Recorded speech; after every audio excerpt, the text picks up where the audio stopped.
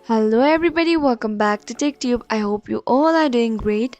So today I am back with another tutorial video of how you can change profile picture on Canva. So in order to change your profile picture on Canva, first of all go ahead and open up the Canva application. So once you have opened up your Canva application, you'll be brought up with the home page of Canva.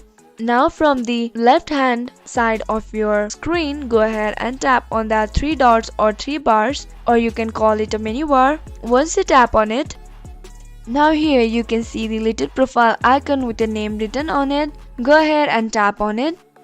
Now go ahead and tap on settings. Now from the appeared options, go ahead and tap on your account.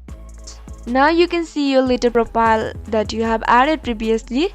So in order to change, go ahead and tap on edit photo. Now once you tap on it, you can see two options, remove photo and change photo. So in order to change photo, go ahead and tap on change photo.